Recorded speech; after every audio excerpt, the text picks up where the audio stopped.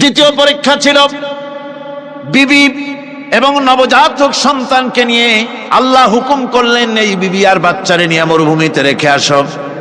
মরুভূমিতে যেখানে ঘর নাই বাড়ি নাই, সেই জায়গায় বিবি এবং বাচ্চাকে রেখে যাওয়ার সময় তিনি বললেন, রব্বানা ইন্নী আসকানতু মিন যুররিয়্যাতি বিওয়াদিন গায়রি যী যারইন ইনদা বাইতিকাল মুহাররাম। হায় আল্লাহ রাব্বুল আলামিন, আমি পানি এবং তরুলতাবিহীন এক মরুভূমির ভিতরে আমার বংশের একটি অংশকে এখানে রেখে গেলাম। তোমার ঘরের কাছে পুনর্বাসিত আমি তাদের কাছে, এই ঘরের কাছে, সম্মানিত ঘরের কাছে রেখে গেলাম। পরীক্ষায় তিনি পাশ করলেন। হযরতে হাজেরা প্রশ্ন করলেন, ইব্রাহিম, পানি নাই, খাবার নাই, মানুষ নাই, ঘর নাই, বাড়ি নাই, মরুভূমির ভিতরে আমাকে আমার বাচ্চারে ফেলে রেখে যাচ্ছ কেন? কোনো জবাব নাই। দুইবার তিনবার প্রশ্ন করলেন। এরপরে তিনি আবার প্রশ্ন করলেন, বললেন, ইব্রাহিম, এটা কি আল্লাহর হুকুম নাকি? হযরত ইব্রাহিম আলাইহিস সালাম নিজের কলিজার টুকরা সন্তান আর বিবিকে রেখে যেতেছেন ভারাক্রান্ত মন নিয়ে। তিনি আকাশের দিকে আঙ্গুল উঁচু করে দেখালেন। হযরত হাজেরা বুঝলেন ইনি তো আল্লাহর পয়গম্বর, আমার কোন অপরাধে এভাবে ফেলে যাওয়ার কথা নয়। তিনি বুঝলেন এটা আল্লাহর হুকুম। হযরত হাজেরা বললেন, ইব্রাহিম রে, নিশ্চিন্ত মনে বাড়ি ফিরে যাও। আমার মনে কোনো চিন্তা নাই, কোনো পেরেশানি আর এখন নাই। আল্লাহর হুকুমে যদি আমাকে এই মরুভূমির ভিতরে ফেলে যেয়ে থাকো, তাহলে আমি ওই আল্লাহর প্রতি এতটা ভরসা রাখি যে এই মরুভূমির ভিতরে জল পানি শূন্য, খাদ্য শূন্য জায়গায় আমি আমার বাচ্চাকে আল্লাহ রব্বুল আলামিন না খাওয়াইয়া মারবেন না। দ্বিতীয় পরীক্ষায় পাশ করল। 3 নম্বরে পরীক্ষা হলো, সন্তান বড় হয়ে গেছে, বুদ্ধি হয়েছে, দৌড়াতে পারে। আল্লাহ রাব্বুল আলামিন হুকুম করলেন, ছেলেকে জবাহ করো। কত বড় আগুনের পরীক্ষা! কোরআন শরীফ বলছে, হযরত ইব্রাহিম আলাইহিস সালাম নিজের ছেলেকে ডেকে নিয়ে বললেন, ইয়া বুনাইয়া ইন্নী আরা ফিল মানামি আন্নী আযবাহুক ফানজুর মাযা তারা। হে আমার কলিজার টুকরা সন্তান, আমি স্বপ্নে দেখেছি যেন আমি তোমাকে জবাহ করতেছি। তোমার রায় কি, তোমার মত কি, আমারে শোনাও। ছেলে পয়গম্বর, ছেলে তার জবাবে বললেন, ইয়া আবাতি ফাআল মা তু'মার সাতাজিদুনি ইনশাআল্লাহু মিনাস সাবিরিন। হে আমার আব্বাজান, আপনি যে ব্যাপারে স্বপ্নের ভিতরে আদিষ্ট হয়েছেন, আপনি তা কার্যকরী করুন। আমাকে এতটুকু অধৈর্যের মধ্যে পাবেন না, আমাকে ধৈর্যশীলদের মধ্যে পাবেন। আমারে আপনি আল্লাহর হুকুম পালন করেন। আল্লাহ পাক শোনাচ্ছেন, ফালাম্মা আসলামা ওয়া তাল্লাহু লিল জাবিন। পিতা পুত্র দুজনই রাজি হয়ে গেল। পিতা তার ছেলেকে কাঁধ করে গলার উপরে ছুরি ধরেছেন। আল্লাহ রাব্বুল আলামিন ইসমাইল জবাহ হোক, এটা আল্লাহ চান নাই, আল্লাহ চেয়েছেন পরীক্ষা করতে। পরীক্ষায় ইব্রাহিম পাশ হয়ে গেলেন। আল্লাহ পাক বলছেন, ওয়ানাদাইনাহু আইয়া ইব্রাহিম ক্বাদ সাদ্দাকতার রুইয়া ইন্না কাযালিকা নাজজিল মুহসিনিন। আমি ইব্রাহিমকে ডেকে বললাম, ইব্রাহিম, তুমি তোমার স্বপ্নকে বাস্তবে রূপ দিয়েছো, আর এভাবেই করি আমি মুহসিনিনদেরকে পুরস্কৃত করে থাকি। আল্লাহ পাক খুশি হলেন। আল্লাহ পাক বললেন, ইন্না হাযা লাবালাউল মুবিন। নিঃসন্দেহে এটি একটি বিরাট পরীক্ষা ছিল। ঠিক কি লাগান? আল্লাহ নিজে বলছেন এটা একটি বিরাট পরীক্ষা, আজিম ইমতিহান। সে ইমতিহানে তিনি পাশ করলেন। পরীক্ষায় উত্তীর্ণ হওয়ার জন্য রব্বুল আলামিন পুরস্কার দিয়া দিলেন। আল্লাহ পাক বললেন, সালামুন আলা ইব্রাহিম। পড়েন সবাই, সালামুন আলা ইব্রাহিম। ইব্রাহিমের প্রতি আল্লাহ পাক বললেন, ইব্রাহিমের প্রতি সালাম রইল। সুবহানাল্লাহি ওয়া বিহামদিহি। হযরত ঈসা আলাইহিস সালামকে খ্রিস্টানেরা তারা বলেছে, وقالت النصارى المسيح ابن الله মসিহ হচ্ছে কার ছেলে নাউযু বিল্লাহ বলেন সবাই নাউযু বিল্লাহ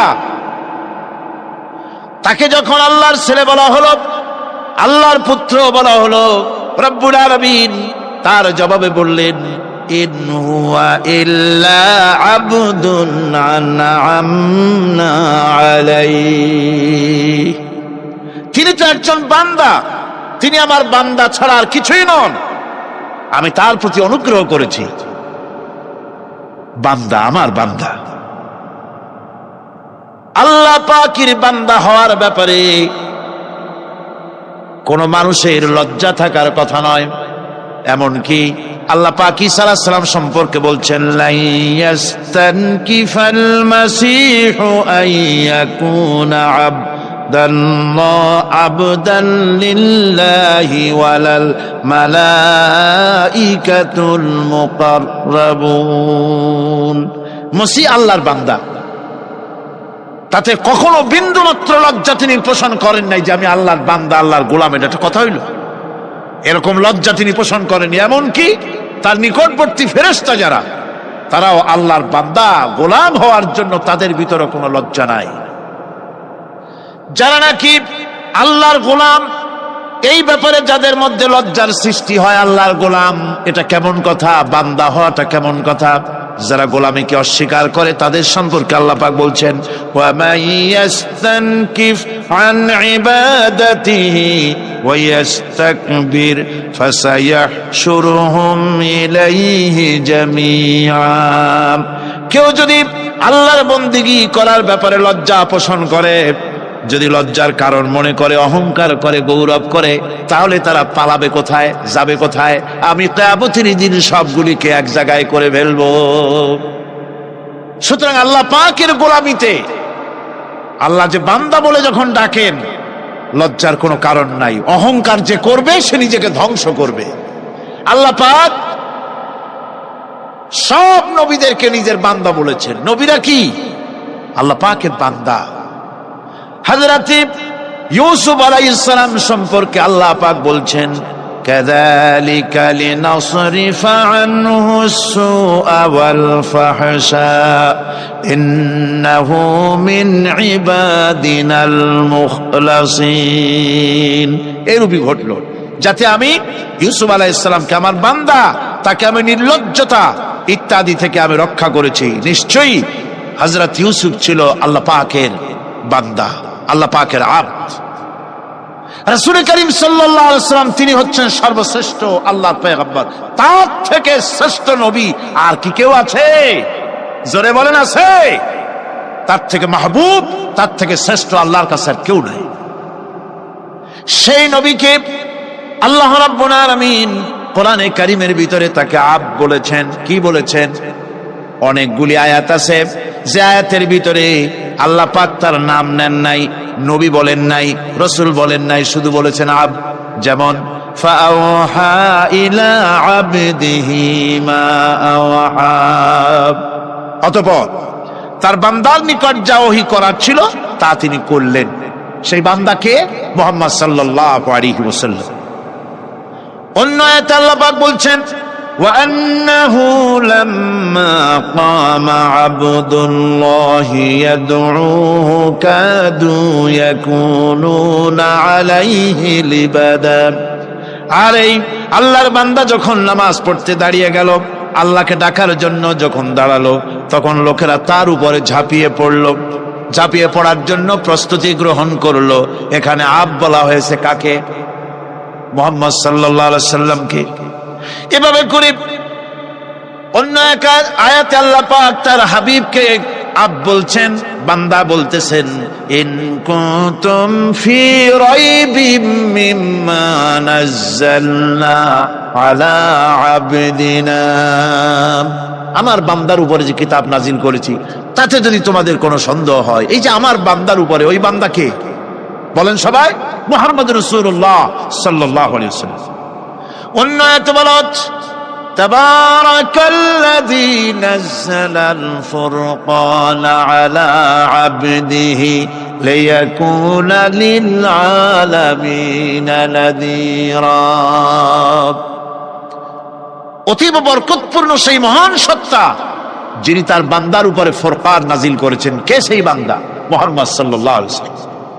মেরাজের ঘটনা বলতে গিয়ে আল্লাহ রাব্বুল আলামিন বলতেছেন, সুবহানাল্লাযী আসরা বিআবদিহি লাইলাম মিনাল মাসজিদিল হারামি ইলাল মাসজিদিল আকসা।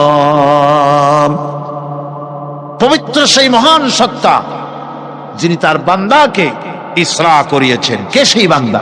মুহাম্মদ রাসূলুল্লাহ সাল্লাল্লাহু আলাইহি ওয়াসাল্লাম। সুতরাং আবদিয়াত, ইবাদত, গোলামি, এটা হচ্ছে মানুষের জীবনের সবচেয়ে বড় মর্যাদাকর খেতাব আল্লাহর পক্ষ থেকে। আল্লাহর বান্দা হওয়া, গোলামি পরিপূর্ণরূপে হবে কেবলমাত্র আল্লাহ পাকের। এই গোলামির জন্যই আল্লাহ পাক আমাদেরকে সৃষ্টি করেছেন, অন্য কোনো কাজে আমাদেরকে সৃষ্টি করেন নাই। সেই জন্য আমাদেরকে গোলামি করতে হবে, আনুগত্য করতে হবে কেবলমাত্র কার বলুন তো? এই গোলামি যদি সঠিকভাবে করি, যদি বান্দারা যারা আল্লাহ পাকের বান্দা বলে, গোলাম বলে নিজেদেরকে দাবি করে, যদি সঠিকভাবে ইবাদতটা করা যায়, তাহলে আল্লাহ তাদের জন্য কি ওয়াদা করেছেন শুনুন। দুনিয়ায় তাদেরকে আল্লাহ পুরস্কার দেবেন, আখিরাতেও দেবেন। এটা বন্ধ করুন। দুনিয়া এবং আখিরাতে আল্লাহ পুরস্কার দেবেন। সে পুরস্কারটা কি? দুনিয়ার পুরস্কারটা আগে শোনেন। আল্লাহ পাক বলেন, যারা আমার ইবাদত করবে তাদের ব্যাপারে আমার ওয়াদা শোনো। ওয়াদাল্লাহুল্লাযীনা আমানু ওয়া আমিলুস সালিহাতি লায়াস্তাখলিফান্নাহুম ফিল আরদি কামাস্তাখলাফাল্লাযীনা মিন ক্বাবলিহিম। তোমাদের মধ্যে যারা ঈমান এনেছে এবং সৎ কাজ করেছে, আল্লাহ রাব্বুল আলামিন তাদের ব্যাপারে আল্লাহর ওয়াদা হচ্ছে, আল্লাহর প্রতিজ্ঞা হচ্ছে, আল্লাহ ওয়াদা করতেছেন তাদেরকে জমিনের উপরে প্রতিষ্ঠিত করবেন। যেমন করে তোমাদের পূর্বপুরুষদেরকে প্রতিষ্ঠিত করা হয়েছিল, ওইভাবে তোমাদেরকে প্রতিষ্ঠিত করা হবে। সুবহানাল্লাহ। প্রতিষ্ঠিত করা হবে মানে রাষ্ট্র ক্ষমতা দেওয়া হবে। কি দেওয়া হবে? যদি গোলাম হও, যদি কি হও? গোলাম। আল্লাহ পাক বলছেন শুধু তাই নয়, আমি আমার দিনকে যারা প্রতিষ্ঠা করবে, আমার গোলামেরা যদি, আমার বান্দারা সঠিকভাবে যদি আমার গোলামি করে, ঈমান আনে, আমলে সালেহ করে, নেক কাজ করে, আমি তাদেরকে রাষ্ট্র প্রতিষ্ঠার সুযোগ করে দেব।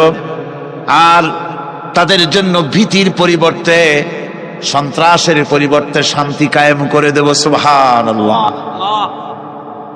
وَلَيُمَكِّنَنَّ لَهُمْ دِينَهُمُ الَّذِي ارْتَضَىٰ لَهُمْ وَلَيُبَدِّلَنَّهُمْ مِنْ خَوْفِهِمْ أَمْنًا। তাদের দিনকে তারা নিজেদের জন্য যা পছন্দ করেছে অবশ্যই তিনি তা কায়েম করে দিবেন, এবং সন্ত্রাস আর ভীতির পরিবর্তে আল্লাহ নিরাপত্তা দান করবেন। জোরে কোন সুবহানাল্লাহ।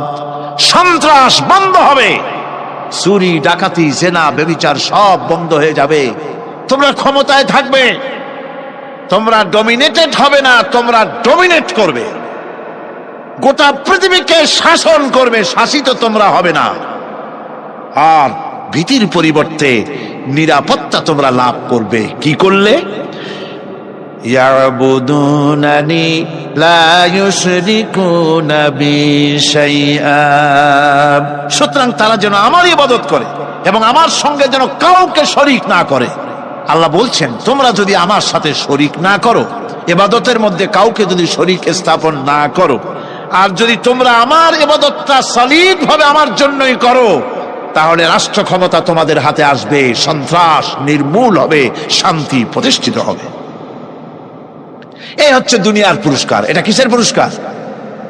আর আখিরাতের পুরস্কারের কথা বলা হচ্ছে, وَمَن يُطِعِ اللَّهَ وَرَسُولَهُ وَيَخْشَ اللَّهَ وَيَتَّقِهِ فَأُولَئِكَ هُمُ الْفَائِزُونَ। যে ব্যক্তি আল্লাহ এবং রাসূলের আনুগত্য করেছে, আল্লাহকে ভয় করে চলেছে, তার গজব থেকে বেঁচে রয়েছে, সেই হচ্ছে সফল কাম। সফল কাম মানে কি? কিয়ামতের দিন আল্লাহ পাক তাদেরকে জান্নাত দান করবেন। আল্লাহ পাক তাদেরকে কিয়ামতে কি দিবেন? জান্নাত দিবেন, চিরস্থায়ী শান্তির জায়গা, সেই জান্নাত লাভ করা যাবে। আজ ইবাদতের এই যে গুরুত্বপূর্ণ ইবাদত, এই ইবাদতের ভুল অর্থ সমাজের ভিতরে ছড়িয়ে আছে। সাধারণ মানুষও ভুল করেছে, অসাধারণ মানুষেরাও ইবাদতের ভুল অর্থ করে ভুলের মধ্যে নিমজ্জিত আছে বিরাট সংখ্যক লোকেরা। সাধারণ মুসলমানেরা তারা যে ভুলটা করলো ইবাদতের অর্থ করতে গিয়ে, সেটা হলো এই, সাধারণ লোকেরা মনে করলো কয়েকটা অনুষ্ঠানের নাম হচ্ছে ইবাদত, নামাজ, রোজা, হজ, যাকাত, সাদকা, ফিতরা, এর নাম হলো ইবাদত। অনুষ্ঠান শেষে তারা নিজেদেরকে স্বাধীন মনে করলো।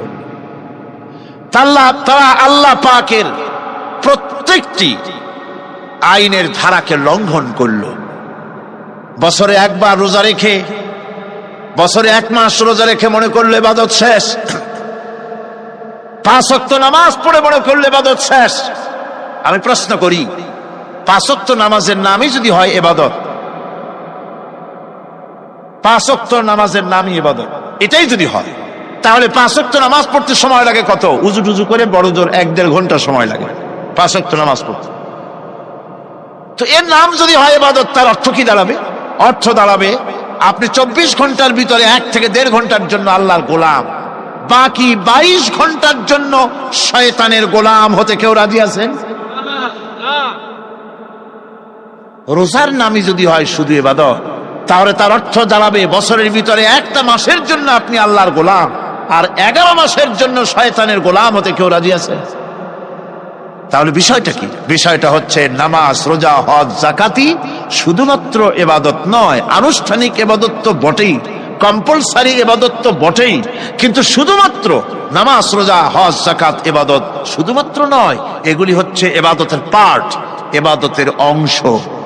বরং জীবনের সব ক্ষেত্রে আল্লাহর হুকুমকে মানার নামই হচ্ছে, ভাইরা আমার,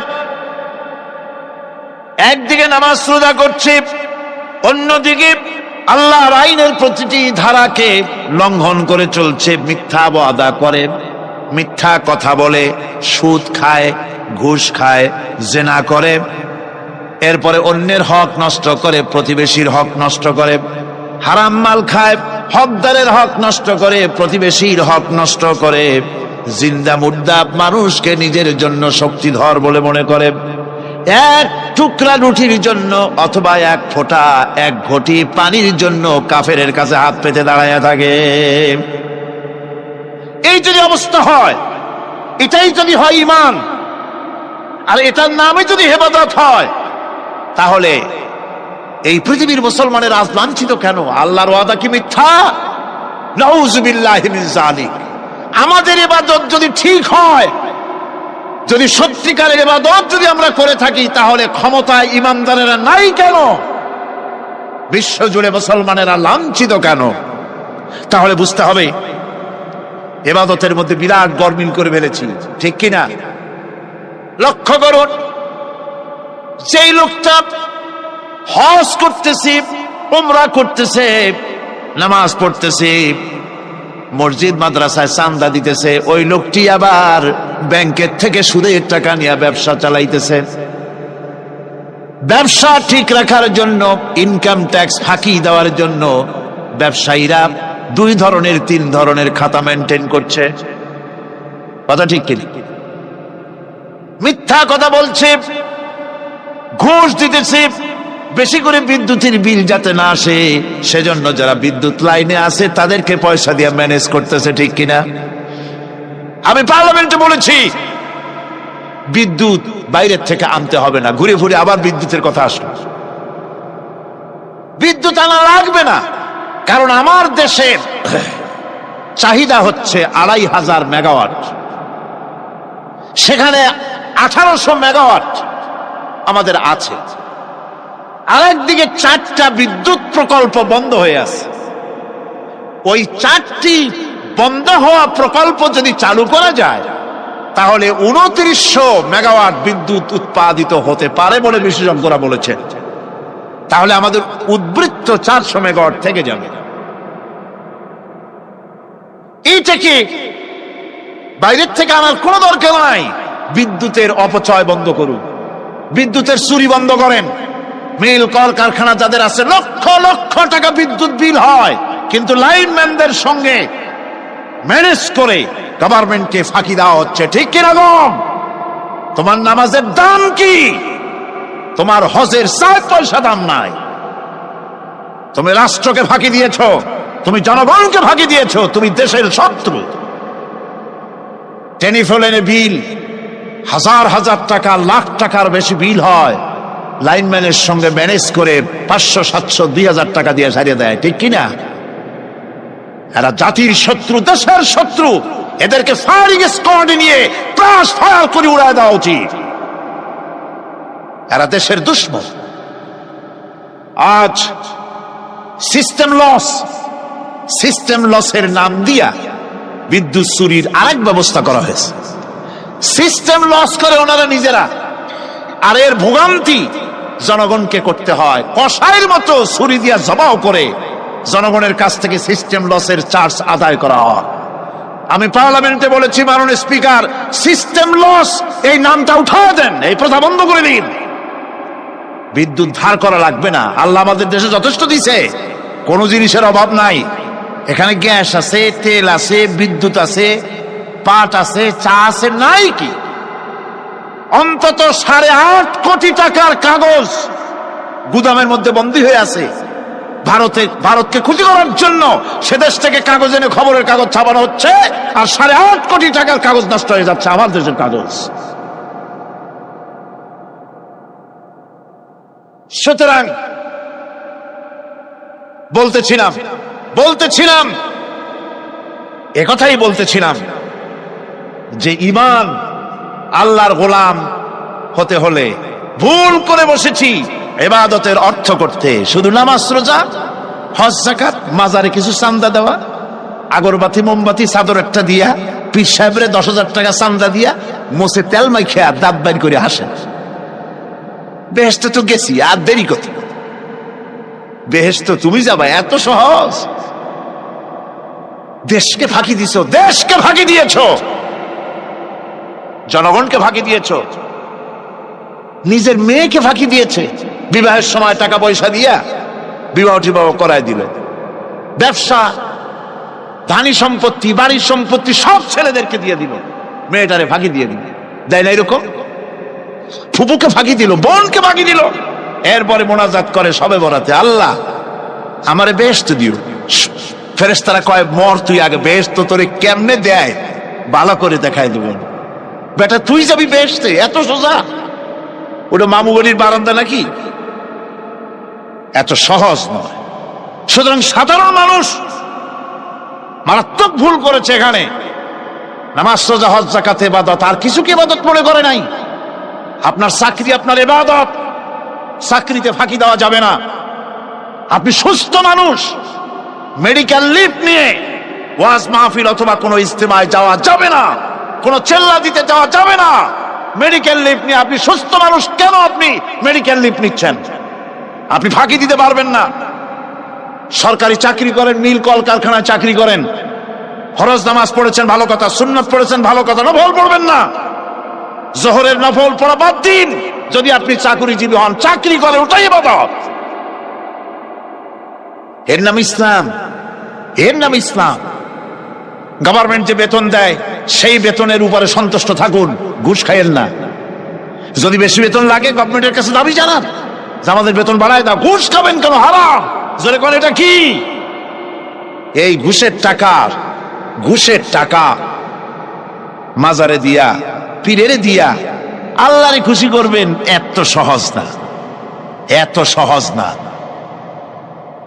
সেই জন্য আমি সব ভাইদের খেদমতে আরজ করব, ইবাদত হচ্ছে জীবনের সব ক্ষেত্রে গোলামি, সকল ক্ষেত্রে গোলামি। চাকরিতে, অফিসে, আদালতে, কলকারখানায়, ক্ষেত খামারে, পার্লামেন্টে, সেক্রেটারিয়েটে, সেনানিবাসে, স্কুলে, কলেজে, বিশ্ববিদ্যালয়, সর্বত্র গোলামি কার?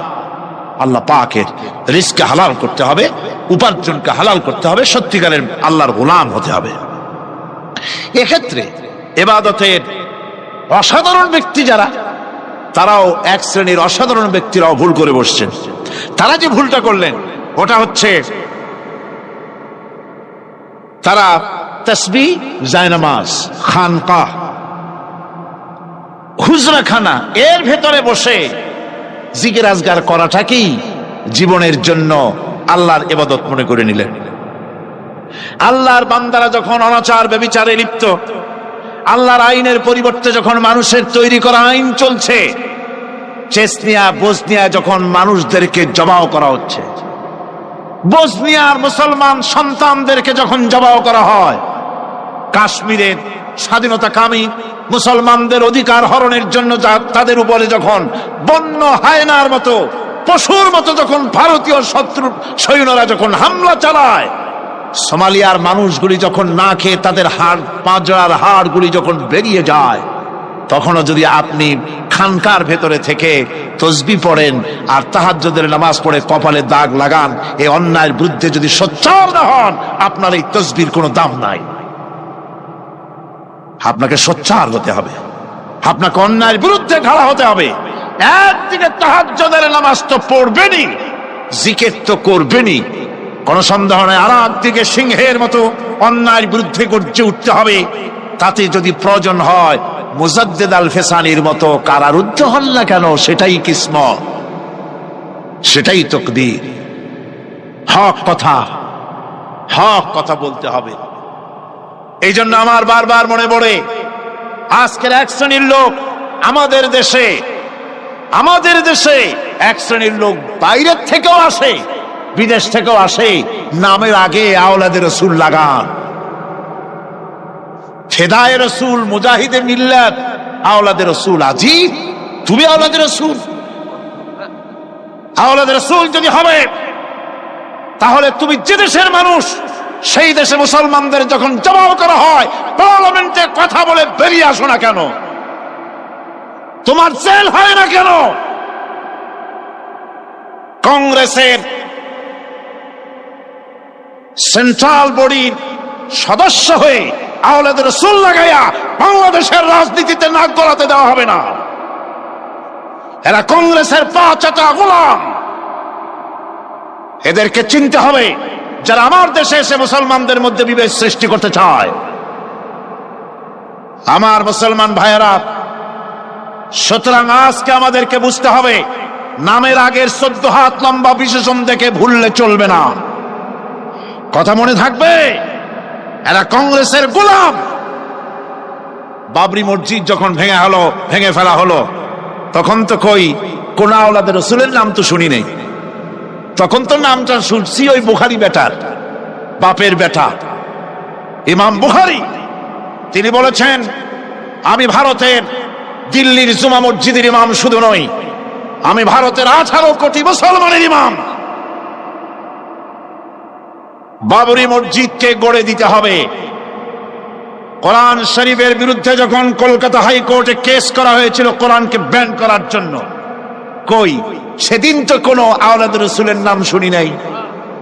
সেদিন তো ওই বুখারী বেটাই বলেছেন, ভারতের হাইকোর্ট থেকে কোন জাজ, কোন বিচারক যদি কোরআন শরীফ ব্যান করা হলে বলে এই কথাটি উচ্চারণ করে, তাহলে আমি তাকে পায়ের তলে পাড়িয়ে ধরে বাম হাত দিয়ে তার জিহ্বাটা টেনে ছিঁড়ে ফেলে দেব।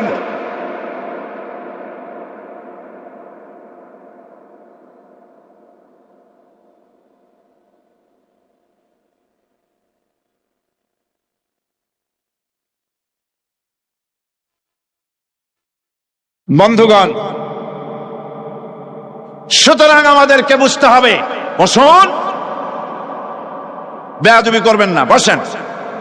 আমাদেরকে বুঝতে হবে, খানকায় শুধু জিকির আজগার করলেই চলবে না। হযরতে শাহজালাল রহমতুল্লাহ আলাইহি এক হাতে ছিল তরবারি, আর এক হাতে ছিল কোরআন। লড়াই করেছেন। হযরতে শাহ মখদুম, হযরতে খান জাহান আলী, হযরতে খাজা মুঈনুদ্দিন চিশতি আজমেরি রহমতুল্লাহ আলাইহি, হযরতে মুজাদ্দিদ আল ফিসানি রহমতুল্লাহ আলাইহি। মুরিদের বাড়ি জম্মের খাওয়া খাইয়া পেটটা কুমিরের মতো বড় করে নাই। জেল খেটেছে হক কথা বলতে গিয়ে। বাপের বেটা হও, নিজের দেশে কথা কও। বাংলাদেশে এসে তারপরে জনগণের টাকা লুটপাট করার কাউকে অধিকার দেওয়া হবে না। আমার বন্ধুগণ, আল্লাহর ওলি যারা, তারা এভাবে করে জনগণের খেদমত করেছেন, কথা বলেছেন। সুতরাং শুধু জিকির আজকার করলেই হবে না, হক কথা বলতে হবে স্পষ্ট করে। এটাই হলো ইবাদতের হক আদায় হবে যদি সত্যিকারের হক কথা বলা যায়। অসাধারণ ব্যক্তিরা ময়দানে কথা বলবেন, হক কথা বলবেন, অন্যায়ের বিরুদ্ধে সোচ্চার হবেন। আর সাধারণ জনগণ কথা ও কাজের মিল করবেন, নামাজ রোজা হজ যাকাত করবেন যার কথা মতো, রাজনীতি অর্থনীতি সমাজনীতি করবে সেই আল্লাহর কথা মতো। তাহলেই সত্যিকারের মুসলমান হওয়া যাবে। কথা বুঝে আসছে কিনা ভাই? কথা বুঝে আসছে কিনা? একটু জোরে সরে জিকির করেন, লা ইলাহা ইল্লাল্লাহ, লা ইলাহা, লা ইলাহা ইল্লাল্লাহ। আরো জোরে,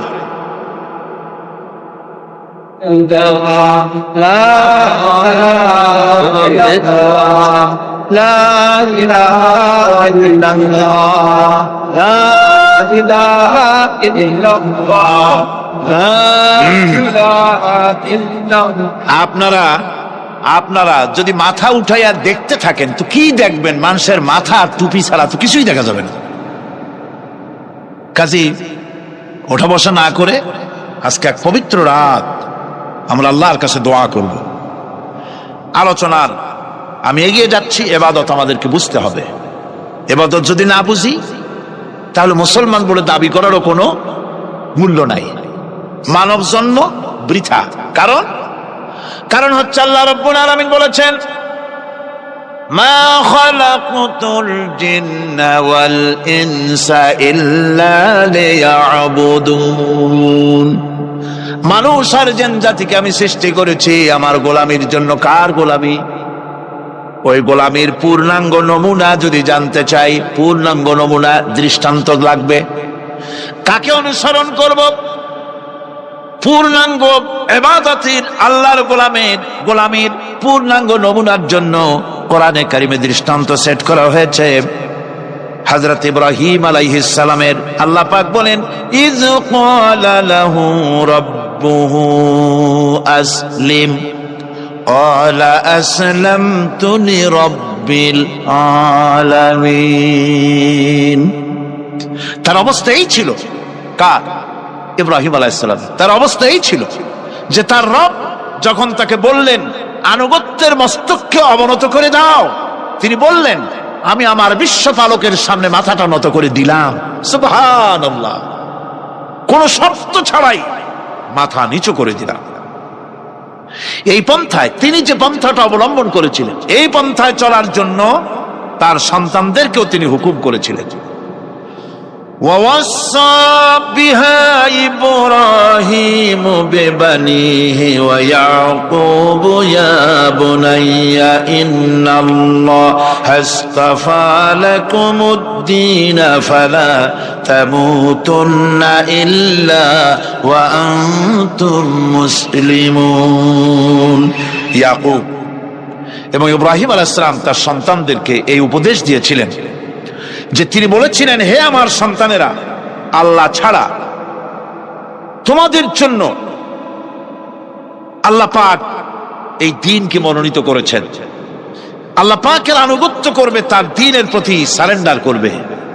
আর খবরদার মুসলমান না হয়ে যেন তোমরা মরে যেও না। মৃত্যু মুসলমান অবস্থায় থাকবে, অর্থাৎ মৃত্যু পর্যন্ত থাকবে কি অবস্থায়? মুসলমান অবস্থায়। أم كنتم شهداء إذ حضر يعقوب الموت إذ قال لبنيه ما تعبدون من بعدي। ইয়াকুব আলাইহিস সালাম তার মৃত্যুর সময় জিজ্ঞেস করেছিলেন, ও আমার সন্তানেরা, আমার মৃত্যুর পরে তোমরা কার ইবাদত করবে, কার গোলামি করবে? তারা জবাব দিলেন, ক্বালু نعبد إلهك وإله آبائك إبراهيم وإسماعيل وإسحاق ইসহাকা ইলাহাও ওয়াহিদান ওয়া নাহনু লাহু মুসলিমুন। নিঃসন্দেহে আমরা ইবাদত করব, গোলামি করব আপনার রবের, আপনার পিতার রবের, এবং আল্লাহর ইবাদত করব। আপনিও আপনার পূর্বপুরুষ ইব্রাহিম ইসমাইল যে আল্লাহকে ইবাদত করেছে সে আল্লাহ পাকের ইবাদত আমরা করব এবং তার অনুগত হয়ে থাকব। দাসত্ব এবং পূর্ণাঙ্গ দাসত্বের গোলামীর পূর্ণাঙ্গ নমুনা হচ্ছেন হযরত ইব্রাহিম আলাইহিস সালাম। আল্লাহ গোটা জমিন যখন শিরকের অন্ধকারে ডুবে গিয়েছিল তখন হযরত ইব্রাহিম আলাইহিস সালাম তাওহীদের আলো জ্বালিয়ে দিয়েছিলেন। এই নিবেদিতদের ইমাম হিসাবে আল্লাহ পাক তাকে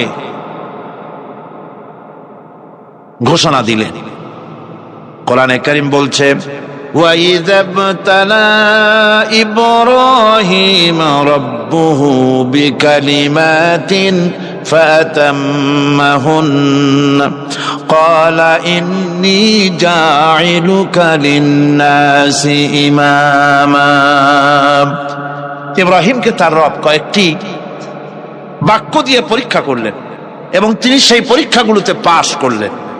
তখন আল্লাহ রাব্বুল আলামিন তাকে বললেন যে আমি তোমাকে গোটা বিশ্ব মানবতার জন্য, গোটা বিশ্বের সমস্ত মানুষের জন্য আমি তোমাকে নেতা বানাবো। সুবহানাল্লাহি ওয়া বিহামদিহি। প্রথম পরীক্ষা হলো, গতকাল বলেছি, সে আগুনের পরীক্ষা। সেখানে আল্লাহ পাক তাকে পাশ করালেন, তিনি পাশ করলেন। দ্বিতীয় পরীক্ষা ছিল বিবি এবং নবজাতক সন্তানকে নিয়ে আল্লাহ হুকুম করলেন এই বিবি আর বাচ্চারে নিয়ে মরুভূমিতে রেখে আসো। মরুভূমিতে যেখানে ঘর নাই, বাড়ি নাই, সেই জায়গায় বিবি এবং বাচ্চাকে রেখে যাওয়ার সময় তিনি বললেন, রব্বানা ইন্নী আসকানতু মিন যুররিয়্যাতি বিওয়াদিন গায়রি যী যারইন ইনদা বাইতিকাল মুহাররাম। হায় আল্লাহ রাব্বুল আলামিন, আমি পানি এবং তরুলতাবিহীন এক মরুভূমির ভিতরে আমার বংশের একটি অংশকে এখানে রেখে গেলাম। তোমার ঘরের কাছে পুনর্বাসিত আমি তাদের কাছে, এই ঘরের কাছে, সম্মানিত ঘরের কাছে রেখে গেলাম। পরীক্ষায় তিনি পাশ করলেন। হযরতে হাজেরা প্রশ্ন করলেন, ইব্রাহিম, পানি নাই, খাবার নাই, মানুষ নাই, ঘর নাই, বাড়ি নাই, মরুভূমির ভিতরে আমাকে আর আমার বাচ্চারে ফেলে রেখে যাচ্ছ কেন? কোনো জবাব নাই। দুইবার তিনবার প্রশ্ন করলেন। এরপরে তিনি আবার প্রশ্ন করলেন, বললেন, ইব্রাহিম, এটা কি আল্লাহর হুকুম নাকি? হযরত ইব্রাহিম আলাইহিস সালাম নিজের কলিজার টুকরা সন্তান আর বিবিকে রেখে যেতেছেন ভারাক্রান্ত মন নিয়ে। তিনি আকাশের দিকে আঙ্গুল উঁচু করে দেখালেন। হযরত হাজেরা বুঝলেন ইনি তো আল্লাহর পয়গম্বর, আমার কোন অপরাধে এভাবে ফেলে যাওয়ার কথা নয়। তিনি বুঝলেন এটা আল্লাহর হুকুম। হযরতে হাজেরা বললেন, ইব্রাহিম রে, নিশ্চিন্ত মনে বাড়ি ফিরে যাও, আমার মনে কোনো চিন্তা নাই, কোনো পেরেশানি আর এখন নাই। আল্লাহর হুকুমেই যদি আমাকে এই মরুভূমির ভিতরে ফেলে যেয়ে থাকো, তাহলে আমি ওই আল্লাহর প্রতি এতটা ভরসা রাখি যে এই মরুভূমির ভিতরে জল পানি শূন্য, খাদ্য শূন্য জায়গায় আমি আমার বাচ্চাকে আল্লাহ রব্বুল আলামিন না খাওয়াইয়া মারবেন না। দ্বিতীয় পরীক্ষায় পাশ করি। 3 নম্বরে পরীক্ষা হলো, সন্তান বড় হয়ে গেছে, বুদ্ধি হয়েছে, দৌড়াতে পারে। আল্লাহ রাব্বুল আলামিন হুকুম করলেন ছেলেকে জবাহ করো। কত বড় আগুনের পরীক্ষা! কোরআন শরীফ বলছে, হযরত ইব্রাহিম আলাইহিস সালাম নিজের ছেলেকে ডেকে নিয়ে বললেন, ইয়া বুনাইয়া ইন্নী আরা ফিল মানামি আন্নী আযবাহুক ফানজুর মাযা তারা। হে আমার কলিজার টুকরা সন্তান, আমি স্বপ্নে দেখেছি যেন আমি তোমাকে জবাহ করতেছি, তোমার রায় কি, তোমার মত কি, আমারে শোনাও। ছেলে পয়গম্বর, ছেলে তার জবাবে বললেন, ইয়া আবাতি ফাআল মা তু'মার সাতাজিদুনি ইনশাআল্লাহু বিনাস সাবিরিন। হে আমার আব্বাজান, আপনি যে ব্যাপারে স্বপ্নের ভিতরে আদিষ্ট হয়েছেন আপনি তা কার্যকরী করুন। আমাকে এতটুকু অধৈর্যের মধ্যে পাবেন না, আমাকে ধৈর্যশীলদের মধ্যে পাবেন। আমারে আপনি আল্লাহর হুকুম পালন করেন। আল্লাহ পাক শোনাচ্ছেন ফালাম্মা আসলামা ওয়াতাল্লাহু লিলজাবিন, পিতা পুত্র দুজনই রাজি হয়ে গেল। পিতা তার ছেলেকে কাঁধ করে গলার উপরে ছুরি ধরেছেন। আল্লাহ রাব্বুল আলামিন ইসমাইল জবাই হোক এটা আল্লাহ চান নাই, আল্লাহ চেয়েছেন পরীক্ষা করতে। পরীক্ষায় ইব্রাহিম পাশ হয়ে গেলেন। আল্লাহ পাক বলছেন ওয়ানাদাইনাহু আইয়া ইব্রাহিম ক্বাদ সাদ্দাকতার রুইয়া ইন্না কাযালিকা নাজজিল মুহসিনিন। আমি ইব্রাহিমকে ডেকে বললাম, ইব্রাহিম তুমি তোমার স্বপ্নকে বাস্তবে রূপ দিয়েছো, আর এভাবেই করি আমি মুহসিনিনদেরকে পুরস্কৃত করে থাকি। আল্লাহ পাক খুশি হলেন। আল্লাহ পাক বললেন ইন্না হাযা লাবালাউল মুবিন, নিঃসন্দেহে এটি একটি বিরাট পরীক্ষা ছিল। ঠিক কি না গো? আল্লাহ নিজে বলছেন এটা একটি বিরাট পরীক্ষা, আজিম ইমতিহান। সে ইমতিহানে তিনি পাশ করলেন। পরীক্ষায় উত্তীর্ণ হওয়ার জন্য রব্বুল আলামিন পুরস্কার দিয়া দিলেন। আল্লাহ পাক বললেন সালামুন আলা ইব্রাহিম। পড়েন সবাই, সালামুন আলা ইব্রাহিম। ইব্রাহিমের প্রতি আল্লাহ পাক বললেন ইব্রাহিমের প্রতি সালাম রইল। সুবহানাল্লাহি ওয়া বিহামদিহি। ইবাদত এর আনুগত্যের এই উৎকৃষ্ট দৃষ্টান্ত স্থাপনের পর আল্লাহ পাক তার গোটা বিশ্বের মুসলমানদেরকে কিয়ামত পর্যন্ত ইব্রাহিম আলাইহিস সালামকে জাতির পিতা বানায়া দিলেন। সুবহানাল্লাহ কইতে ইচ্ছা করে না? এই রকমের পরীক্ষা কোন পিতারা দিতে পারছে নাকি? গোটা বিশ্বের সমস্ত মানব মণ্ডলীর জন্য আল্লাহ পাক ইব্রাহিম আলাইহিস সালামকে কিয়ামত পর্যন্ত জাতির পিতা হিসাবে ঘোষণা করেছেন। সুবহানাল্লাহ। মিল্লাতা বিকুম ইব্রাহিম হুয়া সাম্মাকুমুল মুসলিমিন। তোমরা তোমাদের পিতা ইব্রাহিমের মিল্লাতের উপর প্রতিষ্ঠিত হও। আল্লাহ পাক বলছেন তোমাদের পিতা ইব্রাহিমের মিল্লাতের উপর প্রতিষ্ঠিত হও, আর আল্লাহ তোমাদের নাম রেখেছে মুসলমান। তোমরা হচ্ছে মুসলমান। আমাদের পরিচয়, ওই যে পরিচয়ের কথা আগে হয়ে গেছে, আমাদের পরিচয় আমরা মুসলমান। আমাদের পরিচয় কি? মুসলমান। এটা প্রথম পরিচয়। ইবাদতের পূর্ণাঙ্গ মাপকাঠি হিসেবে আল্লাহ পাক হযরত ইব্রাহিম আলাইহিস সালামকে দুনিয়াবাসীর সামনে পেশ করেছেন। কোরআন বলছে ইহুদি এবং খ্রিস্টানেরা মুসলমানদেরকে বিভ্রান্ত করতে চায়। তারা বলে ওয়াকালু কুনু হুদান আও নাসারা তাহতাদু কুল বাল মিল্লাতা ইব্রাহিম হানিফা ওয়া মা কানা মিনাল মুশরিকিন। ইহুদিরা বলে ইহুদি হও তবেই তোমরা সঠিক পথ পাবা, খ্রিস্টানের বলে খ্রিস্টান হও তবেই তোমরা সঠিক পথ প্রাপ্ত হবে। আল্লাহ পাক বলছেন এদের সকলকে বলে দাও বরং তোমরা সব পরিত্যাগ করে মিল্লাতে ইব্রাহিমের ভিতরে শামিল হয়ে যাও। এটাই মুক্তির পথ, এটাই নাজাতের পথ, এটাই আল্লাহর পথ। সুবহানাল্লাহি ওয়া বিহামদিহি। এমনকি রাসূল কারীম সাল্লাল্লাহু আলাইহি ওয়াসাল্লামকে আল্লাহ পাক বলেছেন আনিত্তাবি মিল্লাতা ইব্রাহিম হানিফা, চারদিক থেকে মুখ ফিরিয়ে এনে মিল্লাতে ইব্রাহিমের ভিতরে শামিল হয়ে যাও, তারই অনুসরণ করো। রাসূল কারীম সাল্লাল্লাহু আলাইহি ওয়াসাল্লাম ইবাদত বা আনুগত্যের সর্বোৎকৃষ্ট নমুনা হওয়ার কারণে ইব্রাহিম আলাইহিস সালাম সম্পর্কে হুজুর বলেছেন ইন্না ইব্রাহিমা খায়রুল বারিয়া, রাওয়াহু মুসলিম। হুজুর সাল্লাল্লাহু আলাইহি ওয়াসাল্লাম বলেছেন ইব্রাহিম হচ্ছেন জগতের সর্বোত্তম ব্যক্তি। সুবহানাল্লাহ। সুতরাং আমাদেরকে ইবাদতের নমুনা হিসেবে ইব্রাহিম আলাইহিস সালামকেও মানদণ্ড হিসেবে দেখতে হবে যে কিভাবে তিনি সারেন্ডার করেছিলেন আল্লাহ পাকের দরবারে। এখন আমি আপনাদের সামনে বলতে চাই, মানুষের জীবনে সবচাইতে বড় দুটি চাহিদা আছে। একটা হচ্ছে খাদ্য আর একটা হচ্ছে নিরাপত্তা। একটা খাদ্য আর একটা কি? নিরাপত্তা। পেট ভরে খাইতে চাই আর চোর ডাকাতের উপদ্রব থেকে নিরাপত্তা পেতে চায়। আইন শৃঙ্খলা পরিস্থিতির উপরে যখন পার্লামেন্টে আলোচনা হচ্ছিল, আমি তখন বলেছি, মাননীয় স্পিকার, আমার দেশের সাধারণ ভোটারদের বড় কোনো আশা আকাঙ্ক্ষা নাই। তারা কোনোদিন বলে না যে আমাদের গুলশানে বাড়ি দিতে হবে, সকলে আমাদেরকে মঙ্গল গ্রহে অফিস বানায় দিতে হবে, বাসেরও গাড়ি দিতে হবে, এগুলি তারা দাবি করে না। যারা ভোট দেয়, কষ্ট করে, মিছিল করে, এই সাধারণ জনগণের দাবি হচ্ছে মিনিমাম দাবি, খুবই কম। তাদের দাবি হলো মোটা সুতার কাপড় চাই ইজ্জত ঢাকার জন্য, পেট ভরে খেতে চাই, পোলাও কোরমা বিরিয়ানির দরকার নাই, আর আশ্রয়ের জন্য ছোট্ট একটু ঘর চাই, চোর ডাকাতের উপদ্রব থেকে নিরাপত্তা চাই। কথা ঠিক কিনা? আমি বললাম, স্পিকার সাহেব, আজ পর্যন্ত যতগুলি গভর্নমেন্ট এসেছে বাংলাদেশে, প্রত্যেকটি গভর্নমেন্ট আমার দেশের জনগণের এই ন্যূনতম দাবি, এই আশা পূরণ করতে ব্যর্থতার পরিচয় দিয়েছে। কেউ পারে নাই। যারাই গেছে তারাই তাদের নিজেদের আখের গোছাবার চেষ্টা করেছেন।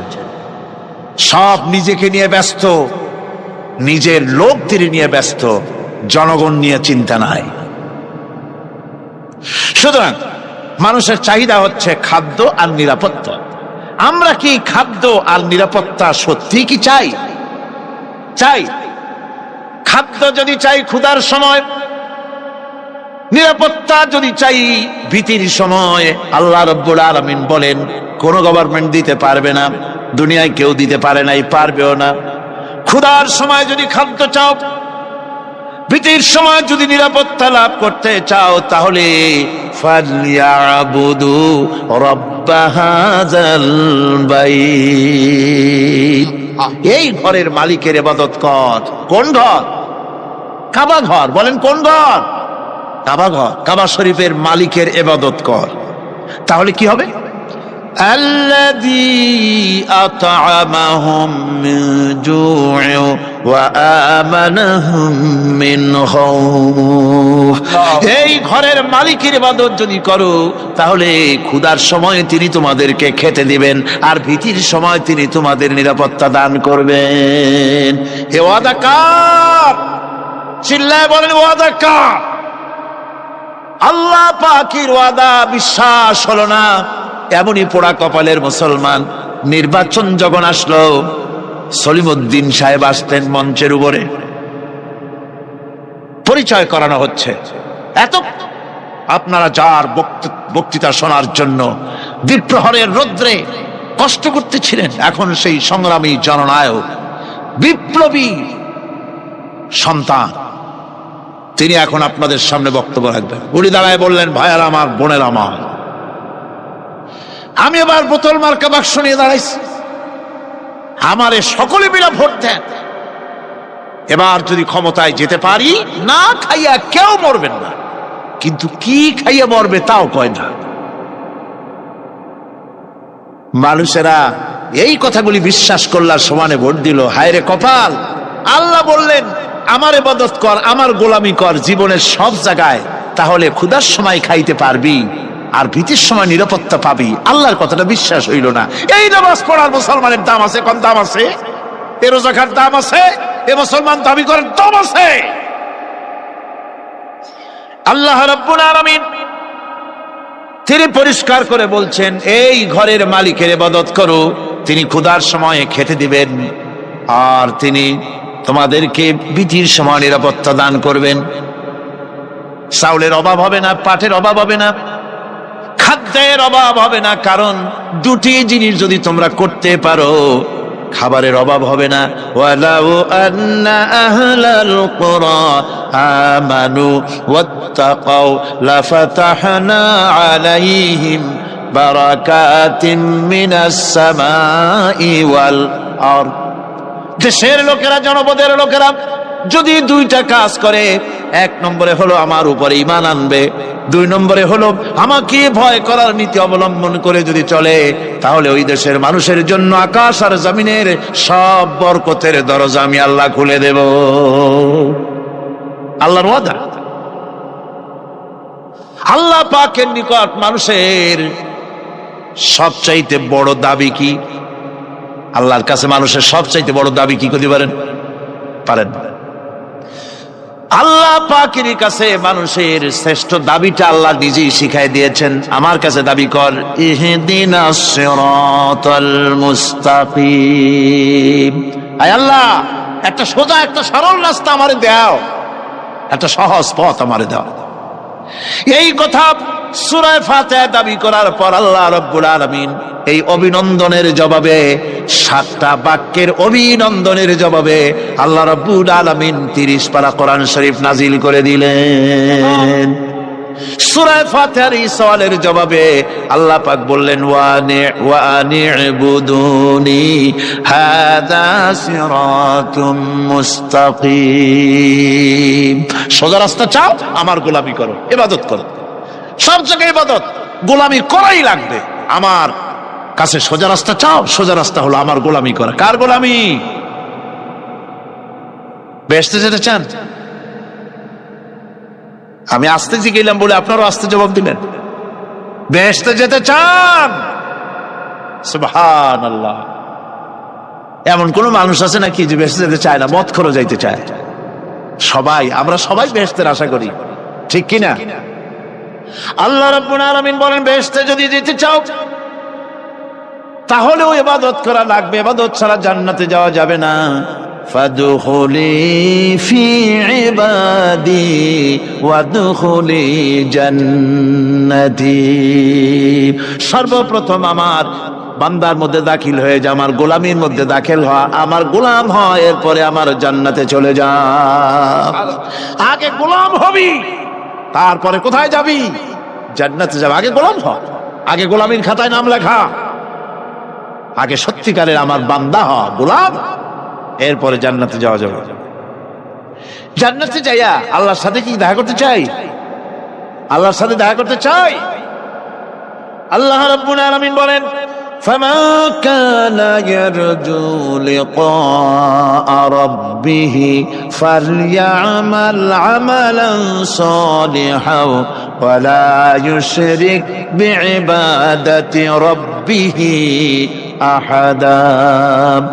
তোমাদের মধ্যে যদি কেউ আল্লাহর সঙ্গে, তার রবের সঙ্গে যদি কেউ দেখা করতে চায়, তাহলে সে যেন ভালো ভালো কাজ করে, নেক কাজ করে, আর তোমার রবের সাথে অর্থাৎ আল্লাহ রাব্বুল আলামিনের সাথে ইবাদতের মধ্যে যেন কাউকে শরীক না করে। শিরক যদি না করো, খাঁটি গোলাম, খাঁটি বান্দায় যদি পরিণত হতে পারো, কিয়ামতের দিন আল্লাহ রাব্বুল আলামিনের সঙ্গে দিদার নসিব হয়ে যাবে। এই গোলামি করব কতদিন? কতদিন গোলামি করব? এই প্রশ্নের জবাবে আল্লাহ রাব্বুল আলামিন কোরআনে কারীমের মধ্যে জবাব দিয়ে দিয়েছেন, ওয়া'বুদ রাব্বাকা হাত্তা ইয়াতিয়াকাল ইয়াকিন। মৃত্যু পর্যন্ত, যতক্ষণ না নাক দিয়ে শেষ প্রশ্বাসটি, নিঃশ্বাসটি বেরিয়ে যাচ্ছে, ততক্ষণ পর্যন্ত আনুগত্য, গোলামি শব্দ হবে কার? জোরে চিল্লায় কোন কার? এই গোলামি জীবনের সব ক্ষেত্রে করতে পারলে আমরা মুসলমান, আর করতে না পারলে মুসলমান নামে মুনাফিক। না পারলে কি? মুনাফিক। বন্ধুগণ, ইয়াকা না'বুদু পর্যন্ত বলে ওয়া ইয়াকা নাস্তাইনের কথাটা শোনাচ্ছি। সূরা ফাতিহার ভিতরে আমরা পড়ি, পড়েন আমার সাথে, ইয়াকা না'বুদু ওয়া ইয়াকা নাস্তাইন। আয় আল্লাহ, একমাত্র তোমার গোলামি করি আর একমাত্র তোমার কাছে সাহায্য চাই। তুমি ছাড়া কারো কাছে সাহায্য? এটা কি ঠিক? এটা কি আমাদের মনের কথা, ঈমানের কথা? আল্লাহ করুন, আল্লাহ করুন, বলি আমিন। হাদিস শরীফে বলা হয়েছে, ইজা সাআলতা ফাসআলিল্লাহ ওয়া ইজা ইসতাআনতা ফাসতাইন বিল্লাহ। কিছু চাইতে হলে আল্লাহর কাছে চাও, কিছু বলতে হলে, ভিক্ষা করতে হলে আল্লাহর কাছেই ভিক্ষা করো। কার কাছে ভিক্ষা করবেন? আল্লাহর কাছে বলুন। আমার বন্ধুগণ, আমি আমার ঈমান থেকে কথা বলি, আমি আমার ঈমান থেকে কথা বলি। কোরআন এবং হাদিস পড়ে যতটুকু আল্লাহ বোঝার তৌফিক দিয়েছেন, সেই কথাগুলি পেশ করার জন্য চেষ্টা করি। বন্ধুগণ, এদিক ওদিক কোনো দিকে না ঘুরে মসজিদে যান, মসজিদে গিয়ে নামাজ পড়েন, আর আল্লাহর কাছে হাত পেতে আল্লাহরে বলেন। সেজদা গিয়া যখন রব্বুল আলামিনের দরবারে কিছু চাইবেন, হুজুরের কাছে জিজ্ঞেস করা হয়েছে, হুজুর বান্দা কখন আল্লাহর নিকটবর্তী হয়ে যায়? আল্লাহর নবী বলেছেন, বান্দা যখন সেজদা দেয় তখন বান্দা একেবারে আল্লাহ পাকের কাছে চলে যায়। আল্লাহর কাছে চান, যা দরকার, ছেলে নাই, মেয়ে নাই, বউ নাই, অথবা চাকরি নাই, প্রমোশন চাই, ব্যবসায় উন্নতি চাই, যা দরকার কাকে বলবেন? মনটাকে পরিষ্কার করুন, আজকে মনটাকে সাফ করুন, সমস্ত দুর্বলতা থেকে মনকে উঠায় আনো, বিশ্বাস করুন, যা চাওয়া যা বলার সবটা আল্লাহর কাছে। কার কাছে? আমি তার গোলাম। আমি কার গোলাম? আল্লাহ ছাড়া কারো কাছে আমার অভিযোগ তুলবো না, সবটা বলবো আল্লাহর কাছে। বলে দেখেন, বলে দেখেন আল্লাহ পাক কিভাবে আপনাকে সাহায্য করেন। সুবহানাল্লাহ। ভাইরা আমার, আল্লাহ রাব্বুল আলামিন রাসূল করিম সাল্লাল্লাহু আলাইহি ওয়াসাল্লামকে বলেছেন, ফাইদা ফারাগতা ফানসাব ওয়া ইলা রাব্বিকা ফারগাব। যখন তুমি খালি হাত হয়ে যাবে, দাঁড়িয়ে যাবে এবং তোমার রবের কাছে মিনতি জানাবে, কিছু যখন থাকবে না, তোমার রবের কাছে দাঁড়ায় যাও আর তার কাছে মিনতি জানাও, তোমাকে আল্লাহ ভরপুর করে দিবেন। ভান্ডের কোনো অভাব নাই। আমাদের ভান্ড হচ্ছে যত দেব তত কমবে, আর আল্লাহর ভান্ড যত দেয় তত সমান সমান থাকে, মোটেই কমে না, মোটেই কমে না। সুতরাং দয়াল বাবা, বাবাজান, কেবলাজান বাবা কি যে কবে আর কি করবে দিশা করতে পারে না। গান বাজনা, তারপরে গোসল শরীফ, কি জানি হাবিজাবি শরীফ, কোন শেষ বেদাত দিয়ে ভরে গেছে।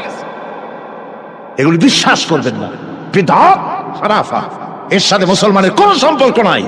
গান বাজনার সাথে মুসলমানের কোনো সম্পর্ক। হাতে কতগুলো ঢোল নিয়ে তারপরে মাজারের কাছে গিয়ে ঢোল বাজায়, কবরের কাছে মাথায় কতগুলো চুল, দাঁতে ময়লা, মোজগুলা ঠোঁট দুইটা ঢাইকিয়া দাড়ির কাছে এসে পড়ছে। হায় হায় রে, এই রকমের মোষ আমি মাঝে মধ্যে চিন্তা করি যে দই খায় কেমনে এরা। গাঁজা মদ খাইয়া এগুলো মাজার মধ্যে গিয়ে পড়ে থাকে, আর কি জানি আছে ওইটারে ঘষে এলো আর বলে মদিনা যাব কেমনে, মদিনা যাব কেমন। তুই মদিনা যাবি কেমনে? মদ খেয়ে গাঁজা খেয়ে তুই যাবি মদিনা? একটা কথা হইল? তোর নাপাক কদম আল্লাহ পাকের আরদে মুকাদ্দাসে উঠতে পারে না। বদকার, জিনাকার, শারাবি, কাবাবি, আল্লাহ পাকের নাফরমান, কতগুলা শালু কাপড় গায়ে দিয়া মাথায় কতগুলা চুল রাখিয়া তারপরে গ্রামের নামে শরীফ। আশ্চর্য কথা, এই গ্রামের নাম শরীফ, ওই গ্রামের নামের মাথায় গিয়া শরীফ। শরীফ তো মক্কা শরীফ, মদিনা শরীফ, কোরআন শরীফ, হাদিস শরীফ, আর শরীফের দরকার নাই। শরীফের জাত মারছে গ্রামে গ্রামে শরীফ লাগাইয়া। কর্ণফুলী শরীফ, চন্দ্রকোনা শরীফ। আশ্চর্য কথা, শরীফ শব্দটা ইজ্জত থাকা উচিত, ঠিক কিনা কন? আপনাদেরকে সতর্ক হতে হবে। আনুগত্য এবং গোলামি সকল ব্যাপারে আল্লাহ পাকের করতে হবে, চাইতে হবে কার কাছে? আল্লাহর কাছে। আমার এই কথা আপনাদের মনে আছে কিনা জানি না। সম্রাট শাহজাহানের সময় এক ফকির, এক ভিক্ষুক ভিক্ষা করে বেড়াতো। 70-80 বছর বয়স হয়ে গিয়েছে। এক লোক বলছে, সারা জীবন তো তোমার ছোটবেলা থেকে ভিক্ষা করতে দেখলাম। সে বলল, মানুষের দেয় তো 2 পয়সা 1 পয়সা, ভিক্ষা ছাড়া করবোটা কি? লোকটি বলল, তোমার একটা পরামর্শ দেই, একদিন সম্রাটের কাছে গিয়ে যে দেখো, একবারে যা দেবে খাইয়া কুলাইতে পারবে না। সম্রাট শাহজাহান কোথায় আছে এখন? দেখো গিয়া মসজিদে আছে। লোকটি মসজিদের বাইরে গিয়ে দেখে সম্রাট একা হাত তুলে বসে আছে, চোখ থেকে পানি পড়তেছে দর দর করে, দাড়ি ভিজে জামায় পড়তেছে। বহুক্ষণ দাঁড়িয়ে আছে। এরপরে সম্রাট তার মুনাজাত শেষ করে বেরিয়ে আসছেন। ফকিরের সঙ্গে দেখা। ফকির বলল, আসসালামু আলাইকুম। তিনি বললেন, ওয়ালাইকুম আসসালাম ওয়া রাহমাতুল্লাহ। ফকির রওনা করেছে। বাদশা বলছে, তুমি তো একজন ভিক্ষুক মানুষ বলি মনে হয়, আমার কাছে তো কেউ কিছু না চাইয়া যায় না, তুমি যে কিছু না চেয়েই চলে যাচ্ছ। ভিক্ষুক বলছে, জাহাপানা, সত্যি কিছু চাইতে এসেছিলাম আপনার কাছে, কিন্তু আপনার অবস্থা দেখে আমার জ্ঞানের চোখ খুলে গেছে। আমি দেখতে পেলাম আমি যে সম্রাটের কাছে ভিক্ষা চাইতে আসলাম, আমি তো শুধু তাকায় আছি, আমি তো কান্দি না, বরং আমি যার কাছে চাইতে এসেছি তিনি আমার চাইতে আরো নগণ্য ভিক্ষুকের মতো হয়ে কার কাছে যেন হাত পেতে চোখের পানি ফেলে কান্দে। মনে মনে ভাবলাম, সম্রাট কান্দে যে সম্রাটের কাছে, ওই আল্লাহ ছাড়া জীবনে কারো কাছে কিছু চাইব না। আল্লাহর কাছে চাওয়ার অভ্যাস করুন, তিনি দিতে পারেন, সবকিছু তার আছে। এই বিশ্বাস মনের ভিতরে জমাতে হবে, তাহলেই সত্যিকারের মুসলমান আমরা হব। আল্লাহ পাক সত্যিকারের গোলাম আমাদেরকে বানাবেন। আমরা বলি আমিন।